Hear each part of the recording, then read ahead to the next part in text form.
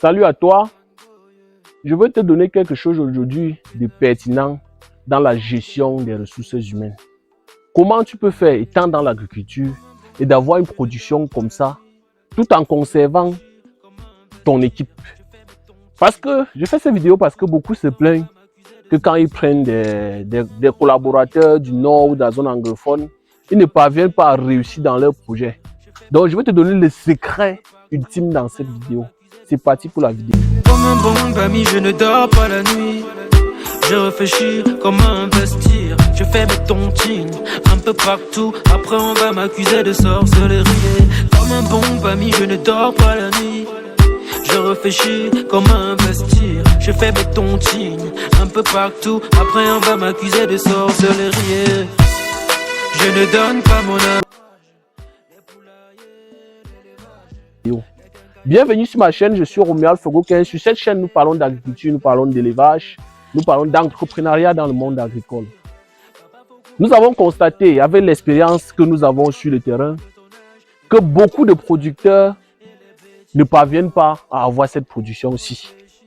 Je suis pépiniériste d'arbres fruitiers, j'ai des commandes chaque année, mais peu sont ceux qui parviennent, après avoir acheté des plants, qu'après 3 ans, ils ont ce type de production. C'est un peu de partout, c'est pas seulement ici. De l'autre côté, vous voyez que nous avons des plants un peu de partout. La plante est à 3 ans, vous voyez le degré de production. Et peu sont ceux qui parviennent. Des gens disent que non, certains sont malhonnêtes. J'ai pris un gars, il a pris l'argent, il est parti. Qu'est-ce que tu as fait pour ce gars? Le secret dont je veux partager avec toi, c'est quand tu prends des gars pour travailler avec eux, la première chose que tu dois maîtriser, c'est leur système d'alimentation. Les gars que j'ai pris, ils consomment quoi? Tu ne peux pas prendre quelqu'un qui aime le coq ou le taro. Tu peux le mettre dans un environnement où il ne va jamais voir le taro et tu penses que cette personne sera à l'aise là où il est. Je suis avec tous mes collaborateurs, pour la plupart sont des gars du Nord et on s'entend beaucoup parce que j'ai compris leur régime alimentaire. Je vais te montrer quelque chose de très pertinent. Tu vas voir que je suis arrivé sur le site hier, j'ai constaté que mon gars a écrasé près de 30 kg de maïs. Et ces 30 kg de maïs, c'est un peu amusant, mais c'est la vérité. Il utilise ça peut-être pendant 3 semaines. Vous voyez que 3 gars mangent 30 kg de maïs pendant 3 semaines. Si tu as 20 personnes dans ton site et que tu ne cultives pas le maïs, tu ne peux pas s'en sortir. Le cameraman va peut-être un peu vous montrer ce sac de maïs qui a été écrasé hier pour 3 semaines seulement de nutrition. Les gars sont déjà à l'œuvre, ils sont en train de vouloir préparer. Mais je ne fais pas ça pour stigmatiser peut-être la zone de mes collaborateurs. Je fais cette vidéo pour te permettre de comprendre que quand tu prends les gens qui viennent du Nord pour travailler, il faut savoir que même si tu dois faire le palmier à huile, tu dois faire une bonne parcelle pour le maïs qui va les aider dans leur nutrition. Parce que dans la plupart des cas, on est dans des situations où l'exploitation est peut-être à 20 km du marché. Vous voyez que les gars vont rester comment?